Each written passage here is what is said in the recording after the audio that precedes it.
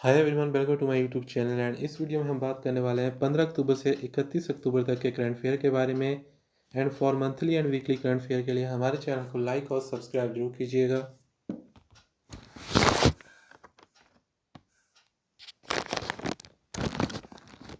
पहला क्वेश्चन है, SARS CoV 2 virus के खिलाफ भारत के पहले एंटीडोट का नाम क्या है? विन कोव-19।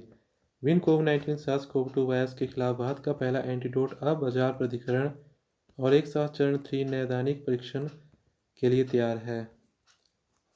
अगला क्वेश्चन, नेफ्यू रियो किस राज्य के मुख्यमंत्री हैं? नागालैंड। मुख्यमंत्री नेफ्यू रियो ने 14 अक्टूबर 2022 को राज्य के लोगों के लिए एक सार्वभौमिक स्वास्थ्य बीमा योजना शुरू की। Chief minister health insurance scheme CHIS को केंद्र की आयुष्मान भारत योजना के अनुरूप लागू किया जाएगा। अक्टूबर 2022 में आयोजित छठे पूर्वी एशिया शिखर सम्मेलन शिक्षा मंत्री की बैठक east Asia summit education minister meeting के मेजबान कौन सा शहर था? हुनोई, वियतनाम। भारत ने वियतनाम के हुनोई में 14 अक्टूबर 2022 को आयोजित छठे पूर्वी एशिया शिखर सम्मेलन शिक्षा मंत्री की बैठक में भाग लिया। वैज्ञानिक और औद्योगिक अनुसंधान परिषद council of scientific and industrial research के अध्यक्ष कौन है? भारत के प्रधानमंत्री। हाल ही में प्रधानमंत्री नरेंद्र मोदी ने 15 अक्टूबर 2022 को नई दिल्ली में वैज्ञानिक और औद्योगिक अनुसंधान परिषद CSIR सोसाइटी की बैठक की अध्यक्षता की।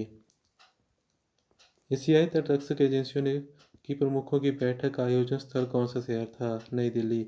रक्षा मंत्री ने 15 अक्टूबर 2022 को नई दिल्ली में एशियाई तटरक्षक एजेंसियों की 18वीं बैठक में उद्घाटन भाषण दिया। किस देश ने 2022 में ग्लोबल हंगर इंडेक्स में सबसे कम स्कोर हासिल किया? Yemen. Global hunger index score 50 केंद्रों पर आधारित है। अल्पपोषण, बाल स्टंटिंग, बाल वेस्टिंग एंड बाल मृत्यु दर। चीन और कुवैत एशियाई देश हैं जिन्हें इस सूची में सबसे ऊपर का स्थान दिया गया है। इसरो के NGLV में NG का क्या अर्थ है? Next generation. इसरो भारतीय अंतरिक्ष अनुसंधान संगठन 1980 के दशक में बनाए गए polar satellite launch vehicle PSLV को रिप्लेस करने के लिए next generation launch vehicle NGLV विकसित कर रहा है। अक्टूबर 2022 में इसरो भारतीय अंतरिक्ष अनुसंधान संगठन के अध्यक्ष कौन है? S सोमनाथ। इसरो के अध्यक्ष श्रीधरा पणिकर सोमनाथ ने वालियामाला में liquid propulsion system centre LPSC में इंजीनियर कॉन्क्लेव 2022 के मौके पर एक कॉन्फ्रेंस के दौरान नए NGLV लॉन्च की घोषणा की। भारत सरकार द्वारा SCG परियोजना स्थापित करने के लिए किस राज्य को चुना गया? छत्तीसगढ़। कोल इंडिया लिमिटेड द्वारा वेयर IOCL जेल इंडिया लिमिटेड के साथ समझौता ज्ञापनों पर हस्ताक्षर करने के बाद सरकार ने पश्चिम बंगाल, ओडिशा, छत्तीसगढ़, महाराष्ट्र और तमिलनाडु के प्रस्तावित शहद कोयला गैसीकरण सरफेस गोर गैसिफिकेशन SCG परियोजनाओं को स्थापित करने की योजना बनाई है। GSLV Mk3 के अलावा इनमें से कौन इसरो का एक ऑपरेशनल लॉन्च व्हीकल है? PSLV। वर्तमान में भारत के पास 3 परिचालन प्रक्षेपण वाहन है: PSLV, GSLV और GSLV Mk3। संयुक्त राष्ट्र बहुआयामी गरीबी सूचकांक multi dimensional poverty index MPI के अनुसार दुनिया भर में सबसे ज़्यादा गरीब लोग किस देश में हैं? भारत। भारत में दुनिया भर में सबसे ज़्यादा गरीब लोग 228.9 मिलियन है। इसके बाद नाइजीरिया 96.7 मिलियन का स्थान आता है। हाल ही में शुरू की गई प्रधानमंत्री भारतीय जन उर्वरक परियोजना किस केंद्रीय मंत्रालय से संबंधित है? रसायन और उर्वरक मंत्रालय। प्रधानमंत्री नरेंद्र मोदी ने रसायन और उर्वरक मंत्रालय के तहत प्रधानमंत्री भारतीय जन उर्वरक परियोजना एक राष्ट्र एक उर्वरक योजना भी शुरू की। Freedom house internet freedom index में भारत का रैंक क्या है? 51। अमेरिकी सरकार द्वारा वित्त पोषित NGO फ्रीडम हाउस के अनुसार देश में डिजिटल विभाजन को पाटने के प्रयासों के बाद भारत का इंटरनेट स्वतंत्रता स्कोर 2 अंक बढ़कर 51 हो गया है। 2021 में इंटरनेट फ्रीडम में भारत का रैंक 41 था। गरीबी उन्मूलन के लिए अंतर्राष्ट्रीय दिवस की थीम क्या थी? Dignity for all in practice. गरीबी के वैश्विक मुद्दे के बारे में जागरूकता बढ़ाने के लिए 17 अक्टूबर को गरीबी उन्मूलन के लिए अंतर्राष्ट्रीय दिवस मनाया गया। इस वर्ष की theme dignity for all in practice है। उपन्यास के लिए 2022 का बुकर पुरस्कार जीतने वाली सेहान करुणातिलका किस देश से हैं? श्रीलंका। श्रीलंकाई लेखक सेहान करुणातिलका को उपन्यास the 7 moons of Maali Almeida के लिए उपन्यास के लिए 2022 का बुकर पुरस्कार से सम्मानित किया गया है। दुर्गावती टाइगर रिजर्व, जिसे हाल ही में अधिसूचित किया गया था, किस राज्य या केंद्र शासित प्रदेश में स्थित है? मध्य प्रदेश। मध्य प्रदेश वन्यजीव बोर्ड ने पन्ना टाइगर रिजर्व के भागों के लिए एक नए रिजर्व को मंजूरी दी, जिसे दुर्गावती टाइगर रिजर्व कहा जाएगा। इंडियन अर्बन हाउसिंग कॉन्क्लेव 2022 का मेजबान कौन सा राज्य है? गुजरात। प्रधानमंत्री नरेंद्र मोदी ने गुजरात के राजकोट में आवास और शहरी मामलों के मंत्रालयों द्वारा आयोजित 3 दिवसीय कार्यक्रम इंडियन अर्बन हाउसिंग कॉन्क्लेव 2022 का उद्घाटन किया। क्लाइमेट ट्रांसपेरेंसी रिपोर्ट 2022 के अनुसार गर्मी से संबंधित श्रम क्षमता में कमी से आय के नुकसान से कौन से देश सबसे अधिक प्रभावित हुआ? भारत। G20 देशों में जलवायु विश्लेषण संगठनों की साझेदारी द्वारा क्लाइमेट ट्रांसपेरेंसी रिपोर्ट 2022 जारी की गई थी। विदेश मंत्रालय द्वारा आयोजित हेड ऑफ मिशन कॉन्फ्रेंस का मेजबान कौन सा शहर है?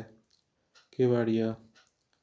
प्रधानमंत्री नरेंद्र मोदी ने केवाड़िया में 10वें मिशन प्रमुखों के सम्मेलन में भाग लिया। इसका आयोजन विदेश मंत्रालय द्वारा किया जा रहा है।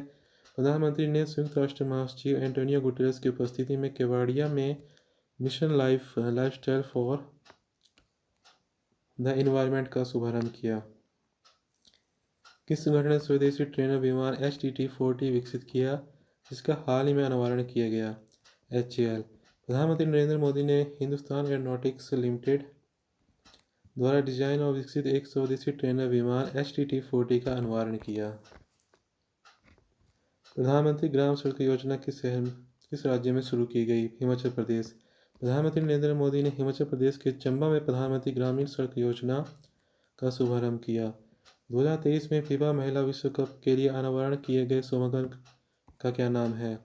तंजूनी। पेंगुइन तंजूनी का ऑस्ट्रेलिया और न्यूजीलैंड में अगले साल होने वाले फीफा महिला विश्व कप के अधिकारक शुभकर के रूप में अनावरण किया गया है। लिज ट्रस ने हाल ही में किस देश की प्रधानमंत्री के रूप में इस्तीफा दिया है? United kingdom. ब्रिटिश प्रधानमंत्री लिज ट्रस ने घोषणा की है कि उनकी नीतियों के बाद आर्थिक उथल-पुथल शुरू होने और पार्टी को विभाजित करने के बाद वह कंजर्वेटिव पार्टी के नेता के पद से हट जाएंगी। हाल ही में किस राज्य या केंद्र शासित प्रदेश ने एशिया के सबसे बड़े कंप्रेस्ड बायोगैस संयंत्र का उद्घाटन किया? पंजाब।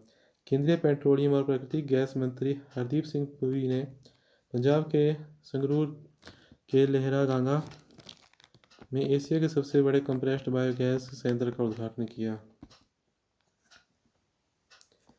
किस राज्य को प्रधानमंत्री आवास योजना शहरी का पहला स्थान मिला है? उत्तर प्रदेश। उत्तर प्रदेश ने प्रधानमंत्री आवास योजना पुरस्कार 2021 में पहला स्थान हासिल किया। इसके बाद क्रमशः मध्य प्रदेश और तमिलनाडु दूसरे और तीसरे स्थान पर हैं। सेंटी मिलियनेयर के उदय पर वैश्विक शोध में भारत का कौन सा स्थान है? तीसरा।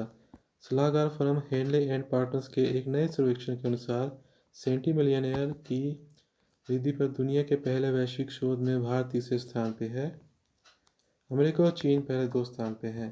हर साल विश्व विकास सूचना दिवस वर्ल्ड डेवलपमेंट इंफॉर्मेशन डे कब मनाया जाता है? 24 अक्टूबर। संयुक्त राष्ट्र हर साल 24 अक्टूबर को दुनिया भर में विश्व विकास सूचना दिवस के रूप में मनाता है। 1972 में संयुक्त राष्ट्र महासभा ने विश्व विकास सूचना दिवस की स्थापना की थी। भारत के पहले माइग्रेशन मॉनिटरिंग सिस्टम का उद्घाटन किस शहर में किया गया? मुंबई। यह प्रणाली महिला एवं बाल विकास विभाग द्वारा विकसित की गई। इसका उद्देश्य प्रवासी गर्भवती महिलाओं, स्तनपान करवाने वाली माताओं और बच्चों के बारे में एक ही प्रणाली पर तत्काल अपडेटेड जानकारी प्रदान करना है। नई पीढ़ी की मध्यम दूरी बैलिस्टिक मिसाइल का नाम क्या है, जिसका हाल ही में परीक्षण किया गया? अग्नि प्राइम। भारत ने स्वदेशी रूप से विकसित नई पीढ़ी की मध्यम दूरी की बैलिस्टिक मिसाइल अग्नि प्राइम का ओडिशा तट से परीक्षण किया। इस संस्थान ने राष्ट्रीय बौद्धिक संपदा पुरस्कार 2021 और 22 जीता। मद्रास। भारतीय प्रौद्योगिकी संस्थान मद्रास IIT मद्रास ने राष्ट्रीय बौद्धिक संपदा पुरस्कार 2021 और 2022 जीता है। किस राज्य केंद्र शासित प्रदेश ने बच्चों के खिलाफ साइबर अपराधों को रोकने के लिए कुंजु मोबाइल एप्लीकेशन लॉन्च की? केरल। केरल के मुख्यमंत्री पिनराई विजयन ने राज्यों में बच्चों के खिलाफ साइबर अपराधों को रोकने के लिए कुंजम मोबाइल एप्लीकेशन लॉन्च किया। संयुक्त राष्ट्र हर साल किस महीने निरस्त्रीकरण सप्ताह या डिसआर्मामेंट वीक मनाता है? अक्टूबर में। संयुक्त राष्ट्र हर साल 24 से 30 अक्टूबर तक निरस्त्रीकरण सप्ताह के रूप में चिन्हित करता है। 24 अक्टूबर को 1945 में संयुक्त राष्ट्र की स्थापना हुई थी। किस राज्य ने अनुसूचित जाति और अनुसूचित जनजाति के लिए आरक्षण को बढ़ाकर 17% और 7% करने का एक अध्यादेश को पारित किया? कर्नाटक राज्य ने। कर्नाटक के राज्यपाल थावरचंद गहलोत ने राज्य में अनुसूचित जातियों के लिए आरक्षण को 15% से 17% और अनुसूचित जनजातियों के लिए 3% से बढ़ाकर 7% करने के अध्यादेश को मंजूरी दी।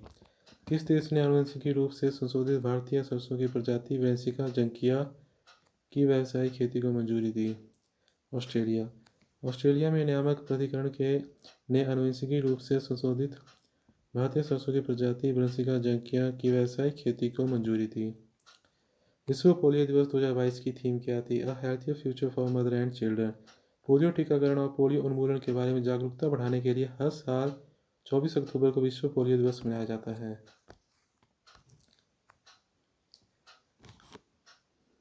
मिनीकायथुंडी बीच और कदमत बीच, जिन्हें ब्लू बीच की सूची में जोड़ा गया, किस राज्य या केंद्र शासित प्रदेश में स्थित है? लक्षद्वीप।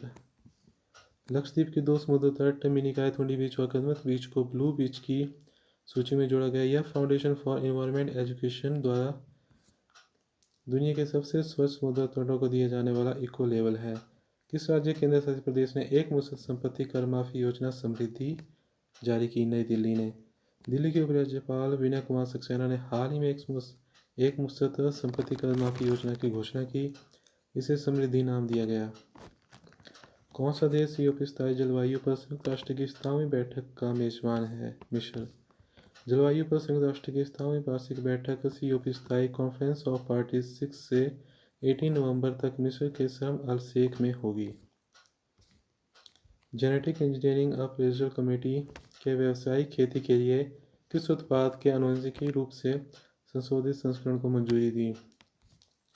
सरसों, जिसे तकनीकी रूप से धरा सरसों हाइब्रिड 11 कहा जाता है। इसे दिल्ली विश्वविद्यालय के centre for genetic manipulation of crop plant द्वारा विकसित किया गया। किस संस्थान ने 2022 NDC सिंथेसिस रिपोर्ट जारी की? UNFCCC। जलवायु परिवर्तन पर संयुक्त राष्ट्र फ्रेमवर्क कन्वेंशन की 2022 NDC सिंथेसिस रिपोर्ट से पता चलता है कि देश वैश्विक ग्रीन हाउस गैस उत्सर्जन वक्र को नीचे की ओर झुका रहे हैं। किस संस्थान ने प्राथमिकता कवक रोगजनकों की सूची जारी की? WHO ने। विश्व स्वास्थ्य संगठन WHO ने हाल ही में आक्रामक कवक रोग के बढ़ते खतरे के जवाब में प्राथमिकता वाले कवक रोगजनकों की एक सूची जारी की। Portrait of immigration to Canada report के अनुसार हाल ही में अप्रवास के लिए जन्म का अग्रणी देश कौन सा है? Bharat. Portrait of immigration to Canada शीर्षक वाली रिपोर्ट से पता चलता है कि कनाडा में कुल 8.3 मिलियन अप्रवासी हैं, जो कनाडा की आबादी का अब तक का सबसे बड़ा अप्रवासी हिस्सा हो गया है। किस देश ने कोविड के खिलाफ पहला इनहेलेबल वैक्सीन लॉन्च किया? चीन। चीन ने अपने लोगों के लिए इनहेलेबल कोविड-19 वैक्सीन देना शुरू कर दिया है। शंघाई शहर प्रशासन के अनुसार वैक्सीन की मुफ्त बूस्टर खुराक उन लोगों को उपलब्ध कराई जाएगी जिनका पहले ही टीकाकरण हो चुका है। भारत ने हाल ही में किस क्षेत्रीय गुट के साथ संबंधों की 30वीं वर्षगांठ मनाई? आसियान। बैठक में आसियान भारतीय संबंधों की 30वीं वर्षगांठ का भी स्वागत किया गया। अंतर्राष्ट्रीय नागरिक उड्डयन संगठन की वायु परिवहन समिति ATC के अध्यक्ष के रूप में किसे नियुक्त किया गया? डॉक्टर सैफ अली जुनेजा। ATC संयुक्त राष्ट्र की एक विशेष एजेंसी है और हवाई परिवहन मामलों पर परिषद का एक सलाहकार निकाय है। कौन सा संस्थान employment outlook of India report जारी करता है? राष्ट्रीय सांख्यिकी कार्यालय। राष्ट्रीय सांख्यिकी कार्यालय नेशनल स्टैटिस्टिकल ऑफिस NSO सांख्यिकी और कार्यक्रम कार्यान्वयन मंत्रालय ने भारत के रोजगार आउटलुक पर प्रेस नोट जारी किया। नासा के हालिया प्रोजेक्ट ड्रैगन फ्लाई को किस ग्रह पर खोज करने के लिए लॉन्च किया गया था? शनि ग्रह। नासा का ड्रैगन फ्लाई रोटरक्राफ्ट वर्ष 2034 में शनि के चंद्रमा टाइटन पर सिल्क क्रेटर क्षेत्र पर पहुंचने वाला है। ड्रैगन फ्लाई बाहरी सौरमंडल में दुनिया की पहली उड़ने वाली मशीन भी है। सिम्बेक्स भारत और किस देश के बीच आयोजित एक समुद्री द्विपक्षीय अभ्यास है? सिंगापुर। भारत और सिंगापुर की नौसेना विशाखापट्टनम में सिंगापुर भारतीय समुद्री द्विपक्षीय अभ्यास सिम्बेक्स में भाग ले रही है। भारतीय वायुसेना के लिए एक परिवहन निर्माण सुविधा किस शहर में स्थापित की जा रही है या की जाएगी? वडोदरा। सरकार ने घोषणा की है कि वडोदरा में भारतीय वायुसेना के लिए एक परिवहन विमान निर्माण सुविधा स्थापित की जाएगी। Aviation analytics company official airline guide (OAG) के अनुसार दुनिया का सबसे व्यस्त हवाई अड्डा अक्टूबर 2022 तक कौन सा है? हर्ट्सफील्ड जैक्सन अटलांटा अंतर्राष्ट्रीय हवाई अड्डा। Aviation analytics company official airline guide की रिपोर्ट के अनुसार इंदिरा गांधी अंतर्राष्ट्रीय हवाई अड्डा दिल्ली सीट क्षमता अक्टूबर 2022 तक घरेलू और अंतर्राष्ट्रीय उड़ानों की आवृत्ति के मामले में दुनिया का 10वां सबसे व्यस्त हवाई अड्डा है। प्रति व्यक्ति ग्रीन हाउस गैस उत्सर्जन में सर्वाधिक योगदान देने वाला देश कौन सा है? अमेरिका। संयुक्त राष्ट्र पर्यावरण कार्यक्रम united nation environment programme (UNEP) द्वारा emission gap report 2022 the closing window जारी की गई। किस संस्था ने commodity market outlook report for October 2022 जारी की? विश्व बैंक। विश्व बैंक ने हाल ही में commodity market outlook report for October 2022 जारी की। इस रिपोर्ट के अनुसार अगले कुछ वर्षों में वैश्विक ऊर्जा की कीमतें कम होंगी लेकिन ऐतिहासिक औसत से अधिक बनी रहेंगी। गरुड़ 6 भारत की वायुसेना और किस देश के द्वारा आयोजित एक द्विपक्षीय अभ्यास है? फ्रांस। भारतीय वायुसेना (IAF) और फ्रांसीसी वायुसेना अंतरिक्ष बल FASF वायुसेना स्टेशन जोधपुर में गरुड़ 6 नामक एक द्विपक्षीय अभ्यास में भाग ले रहे हैं। इंडिया स्पेस कांग्रेस ISC 2022 का मेजबान कौन सा शहर है? नई दिल्ली।